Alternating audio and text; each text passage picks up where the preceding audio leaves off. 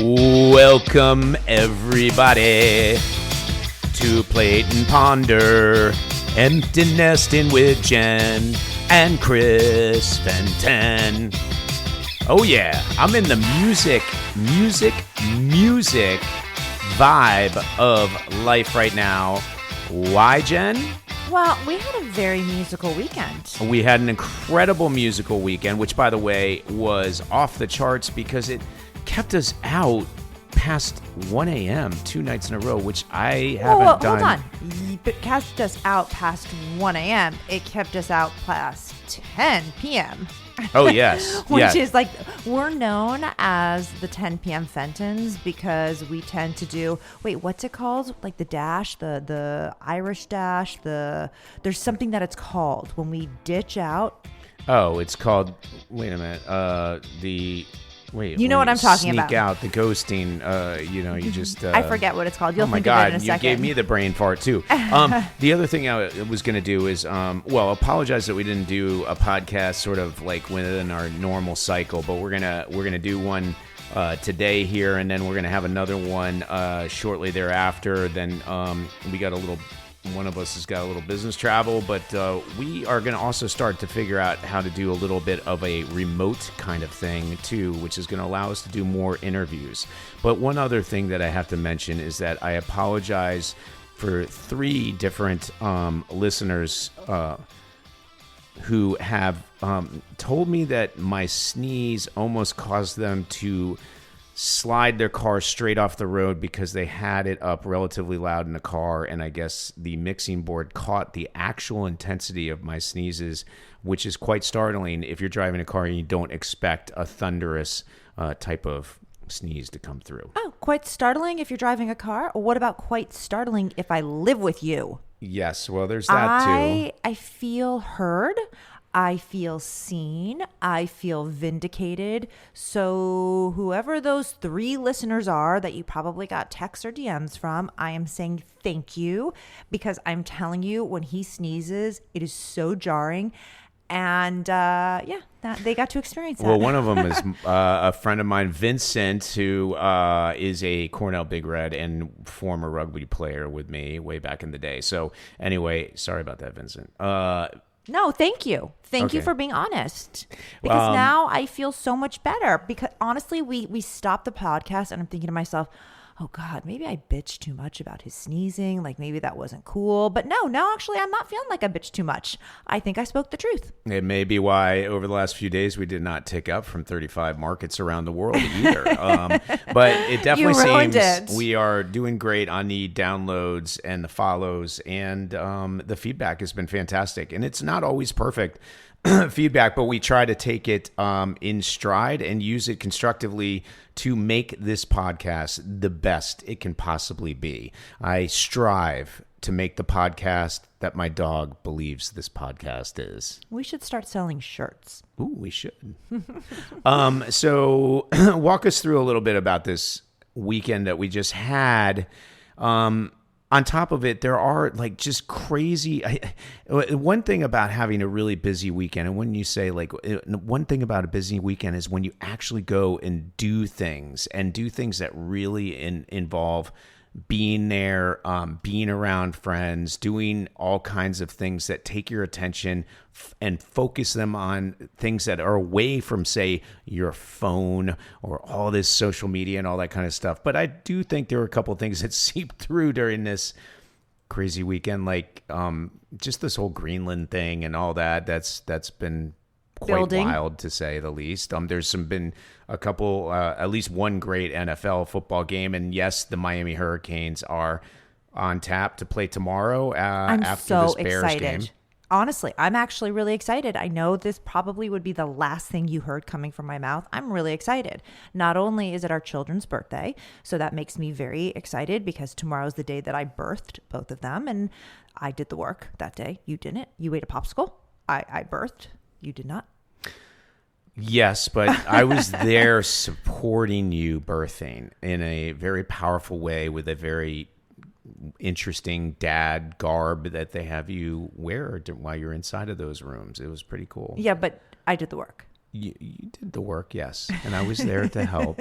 I was there to help. In any case, so yes, our children, it's their birthdays tomorrow, but I'm really excited to watch this game. I'm kind of bummed that you're not going. I know at one point you and Dylan talked about it. What did ticket prices land at? Because after we saw them skyrocket to like $4,000 a piece, I just kind of checked out and said no.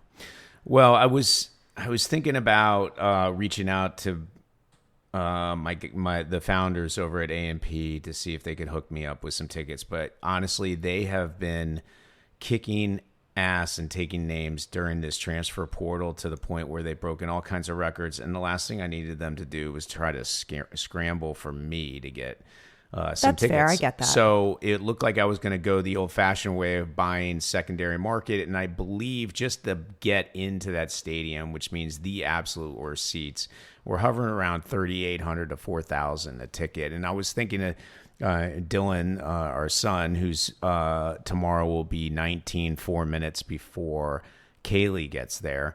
That was the idea, was to get him down there. But honestly, between $8,000 worth of nosebleed seats, which I probably would have tried to get somewhere closer, so who knows what that would have cost. $780 for the standard parking ticket. But you wouldn't have parked, right? You would have Ubered or something like that. The Uber situation at the Hard Rock is really, really difficult. In fact, it's like, I believe it's a couple mile walk. Kind of like LAX. I think it's worse. And actually the timing, it's a very confused setup, and Miami is not used to sellouts and super, super intense crowds or like tailgates and all these people that are probably coming that are not going into the stadium. In fact, I've read that just attending a single tailgate without a ticket would cost you $750. Which, I know this is going to sound crazy, which is a hell of a lot cheaper than going to the game. Yeah, I mean, so at least you could be part of it. You could feel like you were there. You could say you experienced it, I suppose. I'm going to experience it from my couch with a watching cold it beer with the woman of my dreams, who I podcast with. That is true. Yes. So that's going to be a lot of fun. But the bottom line is just, I can't say enough about how everybody needs to just go out and do. Well, right? I think that should be sort of the topic, if you will. That's our serious discussion. It is. It's the art of being, and I am absolutely the art of being there. Being there. Thank you for that that one sort of word at the end that really captures what we're trying to talk about. But it is hard, and I am the queen of multitasking. And thank you. I think I deserve that applause. But a lot of times in my effort to multitask and get everything off my to-do list done, I think I kind of float through life at times, and I'm maybe half listening, or when I'm writing that email or that text, perhaps you have read into some of the tones of my text when I wasn't necessarily protruding that or exuding that, but you sort of picked up on something, and maybe that's because I was multitasking. But I'm not alone. I mean, I will definitely take the blame for saying that I'm not always present, but I did some research. Well, by the way, speaking of sensing that somebody's multitasking, my favorite is when you're talking to somebody and you can just hear the keyboards being typed. Right. You're like, is that somebody? Is there a secretary behind you typing out a memo, or are you on your computer typing away? And do you want me to hold my thought and continue that statement? Do you want to continue doing both things at once? How do you want me to react? I think you should say, "Oh, it is me typing. I'm actually writing down word for word what you're saying so that I can remember it even better." Oh, I like that spin. You are the king of spin. That is very good spin. Well, going back to not necessarily needing the spin, because you are owning the fact that you are not paying attention or not being there. Apparently, about 47% of people in their waking hours, or actually I should pull back, people spend roughly 47% of their waking hours thinking about something other than what they're currently doing. So that means, 47%. So I'm going to read it again because I totally screwed it up as I was starting. That according to a famous Harvard study, people spend roughly 47% of their waking hours thinking about something other than what they're currently doing. So that means for half the day, you are not present. Wow. Well, first of all, is that the Harvard that Jeffrey Epstein wears the sweatshirt for? That Harvard? Perhaps. Interesting. I wonder if he paid for that study. Well, he paid for the sweatshirt, perhaps. Yes, he did. So wait, so dig into that more, because that's really interesting. So I think the barriers to being present, one of them is, our lack of attention. And because of all of our technology that we've added into our lives, whether it's our phone, it's our computer, our TV, our cable, fill in the blank, we are constantly being pulled in many directions.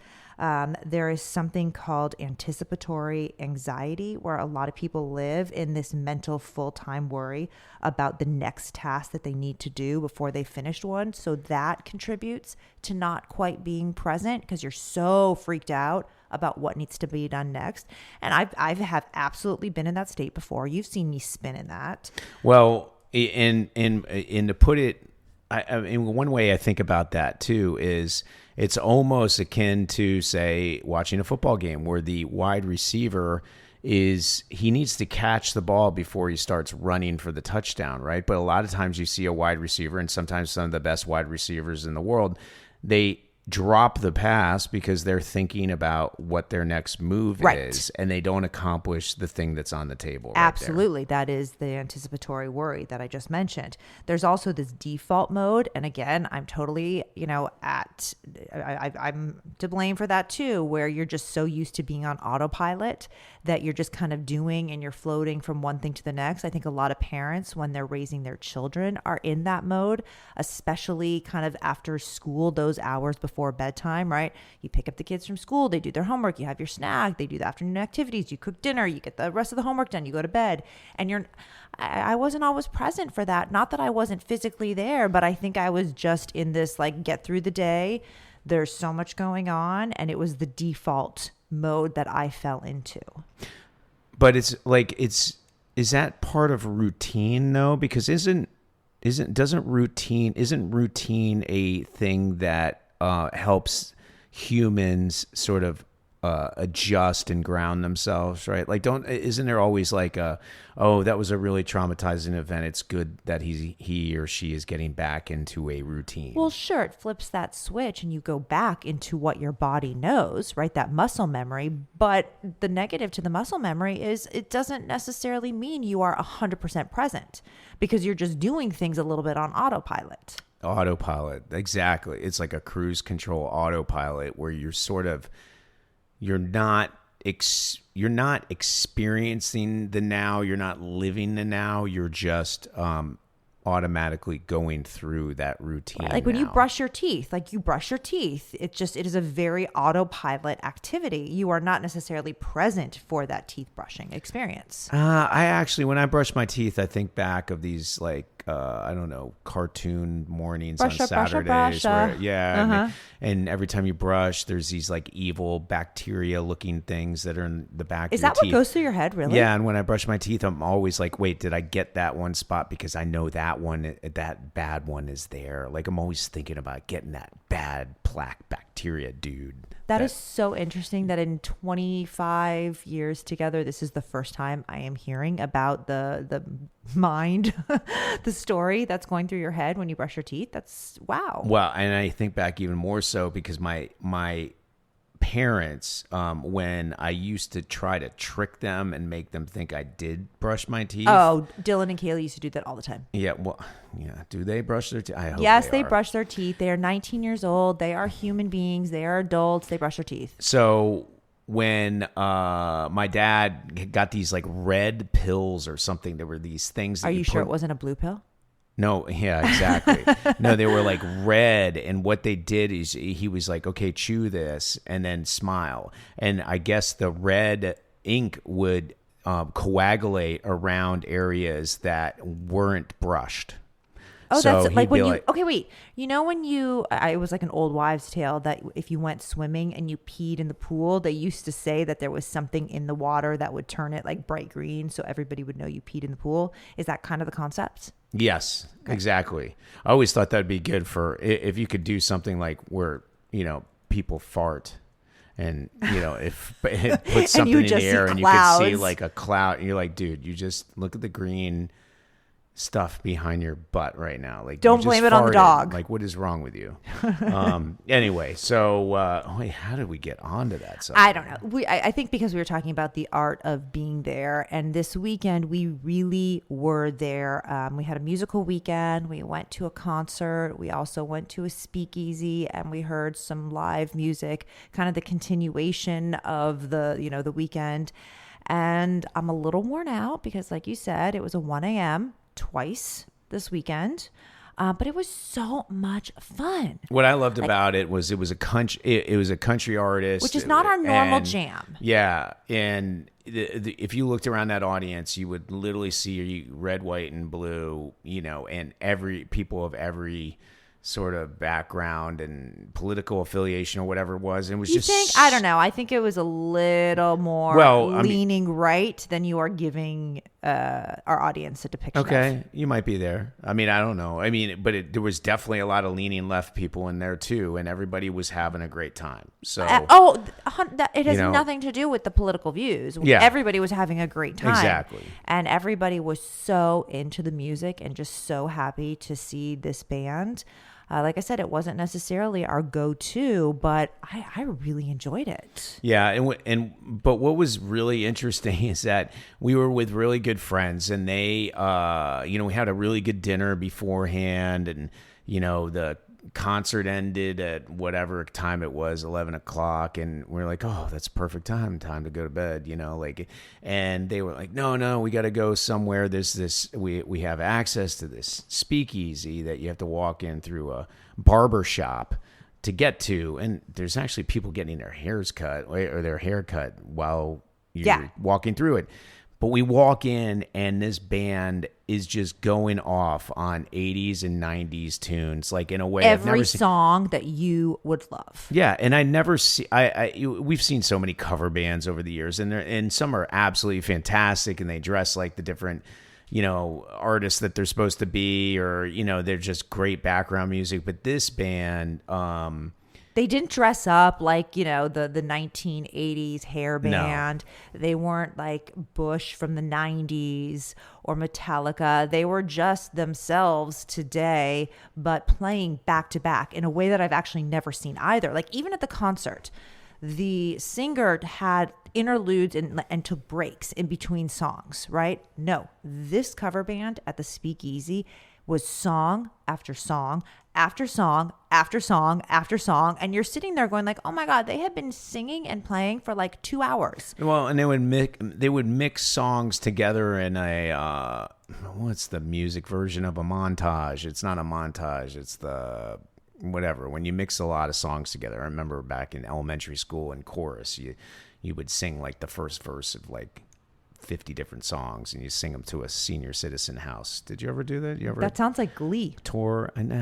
We toured, and we would go to senior citizen, but this was Wait, in South Florida. That? Yeah, our chorus, like we would go to different this is something senior, I'm just learning. I know, now I'm thinking Landman. Why didn't I even think about that? They go to the senior citizen stuff, but they take them to strip bars, right? Like, they do seem to be having a lot more fun. They're drinking, they're at strip clubs, but you guys were singing different melodies. I don't know, maybe I'd prefer the Landman old age home. Oh my God, shout out to the Benjamin School, because we used to, not only would our chorus go, and there was a time when I was the lead solo singer. Is that a humble brag? No, because it was fleeting, because I think maybe I was off key a couple times. But we would sing like all these different, it was like during Christmas we'd do it, and then there'd be another time, and all these old people would come, and it was really interesting. Sometimes we'd do malls, which was weird malls? too. Yes, we like do Tiffany malls. Or Debbie Gibson. Wait, I'm gonna have to ask my parents about this again, because now it's all coming back to me. And then I played saxophone in a band, and we would go to old age homes also, and we'd also,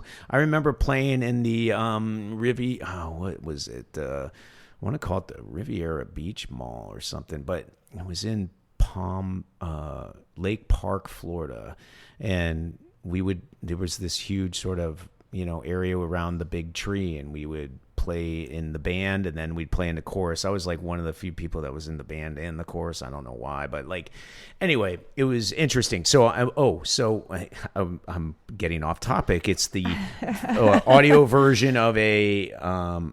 Multitasking? So these guys would play like Mr. Brightside by the Killers, and then somehow in the middle of the song they would go to Country Road, Take Me Home, and then Eminem. Somehow, and then they switched it in Eminem, and then somehow they'd bring the beat right back to Mr. Brightside. It was real. I mean, these guys were really talented. 100%. And in fact, the bassist was actually from like Suicidal Tendencies and a bunch of other interesting bands. And it was. The other guy was from Lifehouse and wait, what was Savage Garden? Oh, Savage Garden, yeah. And then the lead singer guitarist looked like the younger, less Elvis face version of Johnny Depp. Oh, okay. Like a little. He was like wafy, not wafy, but he was definitely thinner than the Johnny Depp, the full of red wine, sort of gluttonous version of Johnny Depp, which is today. I think. I mean, I haven't seen him in a while, but I'm kind of picturing him in Blow at the end. Yes, right, where he was just kind of like blue slobby. Yeah, but I mean, here's the thing: is like we were singing, dancing, it was crazy. We did not want to be out past 11 o'clock whatsoever. That was a pain in the ass. And by the way, 2 nights in a row, we did something similar, and both times were a 10 out of 10. We were really happy to do it. Now, granted, we did do the sneak off into the sunset around 1 o'clock while the other people we were with kept going, which shout out to them. That was impressive. Staying out past 1 is again, staying out past 10 is like a celebration and needs some sort of markation because we're adults and we are not children that need to go to bed at 10. But I don't like to be out that late. I feel like I turn into a pumpkin. Yeah, I feel like our chariot after a certain time just has that explosion of whatever happens after midnight and turns back into the pumpkin. So then we can't get home if the pumpkin's out there. We got to get into the chariot to get to a house. Yeah. That's an homage to, was that Cinderella? Which one was it? I wasn't paying attention. I was multitasking. Oh my God. The one where the chariot turns into the pumpkin if it's out past midnight. It was Cinderella. That's Cinderella, and her yes. evil twin, their sisters or whatever, stepsisters. No, that's Cinderella. I'm sorry. I wasn't paying attention. Okay. My daughter just texted and I was looking. What'd she text about? Anything cool? No, I sent her something and she Our goes, kids are reaching out. Thank you so much. wait, we got to stop the podcast. We need to deal with this right now. Oh my God. Oh my God, we're getting love. We're getting love from the kids. They're pretending like we exist. Oh man, what are we doing? Are we pathetic? Are we like the spouse, the significant other with the boyfriend or the girlfriend that really just doesn't like us, and we're just so excited to get that phone call and get that invite to the date, even though we are the last thing that they want to do? Is that kind of what we are? Are we like the booty call? Well, are we accepting being the booty call? If our children need something, that it's it goes beyond stop, because I think any parent would say if their children needed something, they would drop everything and move heaven and earth to help their child. That is just being a parent. Okay. But I think what I am saying is beyond just that. If my kids needed something, I'm happy taking the scraps. Yes, I think we can. I'm happy. I mean, I hope they're not listening and they're like, oh, that means we can do less. No, don't do less. Don't do less. In fact, this weekend I was like, Dylan, proof of life. And I think his proof of life was a one word, alive. And I was like, yeah, no. And by the way, more than that. I will say too that he's not a big fan of being cold. And as far as the art of being there, or just going for it and living, he took a pretty interesting sort of route. He took, and Robert Frost would be proud of his road less traveled that he did as a Southern California guy to go up to Montreal and McGill and go to school up there. It's very different. And what was even more interesting is that the kid has gone to Coachella, as his sister, and has gone to Stagecoach. Stagecoach. And other And those concerts. are concerts out in Palm Springs where it's 72 and sunny and beautiful. Actually, sometimes Coachella can be like 100 degrees. Yeah. But he spent the whole weekend at this thing called Igloo Fest, which is a Coachella in 0-degree weather. And the photos, if anybody's on Instagram, I highly recommend going to check out Igloo Fest in Montreal, because you will see masses and masses and masses of people going crazy listening to DJs from around the world while wearing incredibly heavy jackets. At least the boys are. The girls, for the most part, are trying to look trendy and beautiful while also staying warm, which I don't know. I don't know possible. how you do. Honestly, that's just something I've never been able to master because I'm always cold.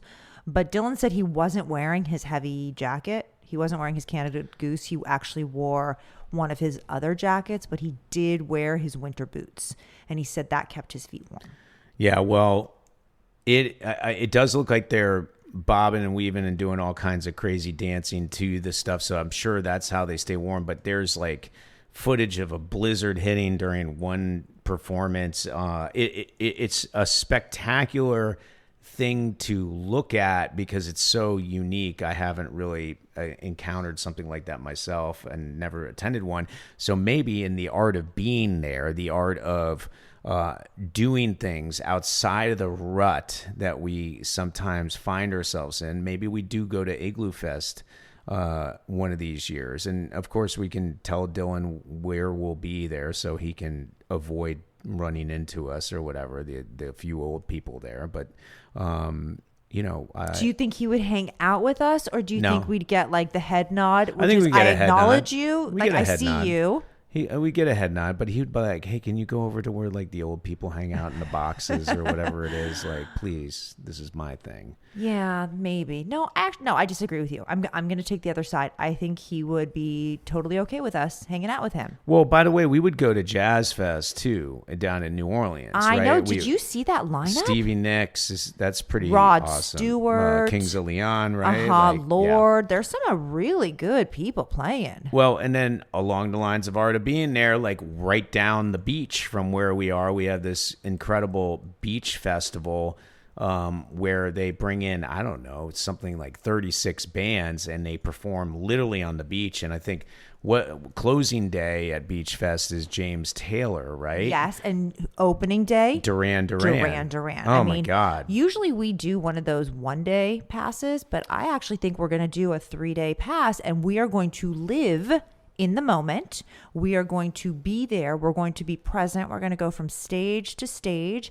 and it's going to be kind of like Old Chella, because it's like Coachella for old people in the South Bay. And I'm super excited about this one. Yeah, I think, well, and it's always one of those things too, where we're like, oh, do we want to go down there? It's, but it's really not a pain in the butt. You can ride your bike down the Strand. They have crazy, parking situation where you can just park your bike there. There's plenty of amazing food and drink. And by the way, we're not plugging this festival for any other reason other than we have a really good time when we go. And it fits in line with our serious subject today, which, by the way, is not that serious. It's serious in the fact that a lot of us in a way, we stop living at times because we're not really paying attention to what we're doing on a day-to-day basis in terms of really embracing every minute we have. Okay. Is the other side of it, now just playing devil's advocate, that we are so inundated with news, with these, one-line Twitter updates, with the Instagram post as it pops in our feed, with the email as it bings. Is that it? And now we've just become very sort of adverse and immune. So we do perpetually multitask to make sure that we're we're looking at everything. I do think actually, that's a really good question, because I think there's an argument to how efficient maybe certain things have gotten. Like, remember when say I was at the William Morris Agency, that was when email was just starting to get going. Faxes were still the main way of getting documents to the other party as quickly as possible. Phone calls were key.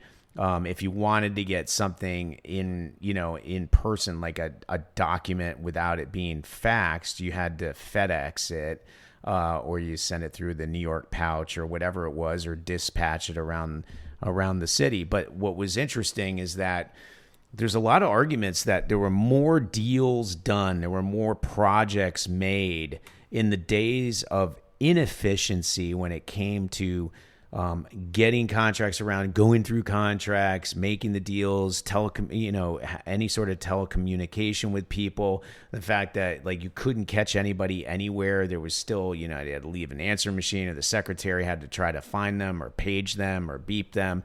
Obviously, there was the cell phone that was coming online. There were a lot of reasons why you could say things wouldn't be efficient, but as things got more efficient, we ended up burning more of our energy and more vampire suck of our overall ability and psyche to get things done. That extra efficiency has created more work to get the same amount of stuff done. Yes, that is troublesome. So how do you go back to that? Well, by the way, I did see an article. I wasn't reading much on my phone this weekend, but I did see an article about how kids now are really finding joy in analog games, analog activities, things that take them away from their cell phones. And they're finding that it's become a really cool, hip thing to do and something that everybody's really enjoying, and it's starting to pick up speed. So share more, like pinball? What do you mean by analog? I would argue getting the board game out and playing a game of Risk. Catan, Risk. Wait, like Dungeons and Dragons, do you think that's a kickoff from Stranger Things? Are people doing that because it's cool and trendy and Vecna and 11? It might be. I think it's also about like, let's go out and play Ultimate Frisbee or a game of flag football or golf, or, getting together with each other and not, you want to play video games? We're not going to do it across like, a virtual network. We're going to go do it in person and sit next to each other and play. Like even that kind of stuff, this idea of analog. Maybe it's something we talk about and try to come up with really good ideas, for us to do perhaps with other friends. But we have a game called Family that we love to play. And I know it sounds so ridiculous. And I'm terrible at it. You are really bad at it. That is true. But it is such a fun game, and it involves nothing but, people being together and some scrap pieces of paper, and you write down. Sometimes they do themes like movie stars or singers or somebody but sometimes it could just be absolutely the most random name. You put it down on a paper, somebody's the reader, and you have to guess who wrote down what. So typically Chris tries to write down the most obscure things that you can't even pronounce when you read it. I don't know if it's because of like your scribble or because it is just such a crazy thing that came to your head that you're writing down. And then you're like, no, that's not how you say it. So we always know what you did. But the point is that you're supposed to form a family. Did I do justice explaining it or not? Well, yeah. I always, but the problem is now I'm known as that guy. So everybody knows that I'm the guy that put Jeffrey Epstein in there or put Berlioz. That was what I was thinking. Yes, you wrote that down. It's like, wait, what? Who is this? Meanwhile, somebody is putting down, like Stevie Nicks or Justin Bieber or Michael Jackson, and you're putting down Berlioz. Yeah. Well, and by the way, to her credit, I believe it was Lauren Crotty knew exactly who Berlioz was, because Berlioz did compose Sympathy Fantastique, which, by the way, if any of you aren't aware, you all know who Berlioz is if you've ever been to a sports game. No, tell me. Because that song that goes, it actually, the words in Latin are Dies Irae, and it's in the music goes bum bum bum bum bum bum bum bum bum bum bum bum bum bum bum bum bum. They play it like when, say, the offense is charging down the field or the defense is making a stand. You hear it pretty much at for sure, football games. They always play it. So there you go. Berlioz's Symphonie Fantastique. I like that. You looking it up? No. No. I was multitasking again. Oh my God. You're supposed to, we're talking about the art of being there. No, but I'm trying to figure out our dinner plans for tonight. Okay. Are there any other interesting tidbits that you've learned about with this serious subject? Because I know you did some research. You put the time and effort in. You don't coast through this stuff. No, I don't think anybody thought I did. No, but I know. Apparently I am multitasking too much and I am doing too many things, and I am just the prime example of what not to do. That's definitely not the case. And I will say that I'm not supposed to do this much, but I do think that the sun is glowing behind you. You look very beautiful. That's I just so want nice. to say Thank that. you. I feel always like a plate above the rim. Aw, thanks, Every baby. day. I love you. Every day. I don't go through a rut or a routine in terms of the way I look at you. So a shout out to all men, all good husbands and boyfriends and various others who look at their partner that way. Yes. Wait, so is there anything else about the art of being there? Have It you was, ever regretted actually being there? No, and there? we talked about this, I think, during the holidays when we went to that holiday party. Mm-hmm. You never regret going and being and partaking and living. You never do. You always have the FOMO of not. Now, there's times where you can't get your shit together and you're like, okay, putting on this dress, putting on the heels, putting my makeup on, like all of that. There's times when you just can't do it, and I get that. But I think the moral of the story, and this is yet another example, that we should just say yes more. The art of saying yes. The art of saying yes. Right? Kind of like the art of being present, the art of saying yes. Well, there's because also... you don't regret it. Well, you don't. But there's also the art of saying no, because there's a lot of people that have too much on their plate. Why are you looking at me that way?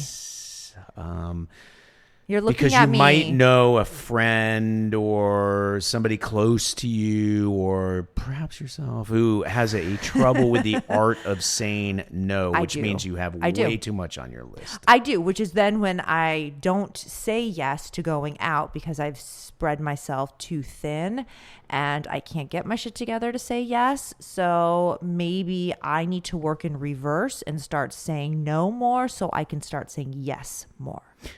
I agree. And as long as I'm not the recipient of the no's, I would like, I like lots that qualification. Of yeses. Lots of yeses. And you can tell plenty of other people no. Okay. Because the more people you tell no in sort of an indirect way, it's actually saying yes to me. That means I get more of your mental time and focus, more of your physical time. Are you focus. saying that because you are going back to an archaic view of a husband and wife relationship? No, but I'm just saying, like, if you're taking certain things out of your schedule, that might leave extra room for me. Yeah, well, isn't that empty nesting? Oh my gosh. That's what this podcast is. It is more time with you.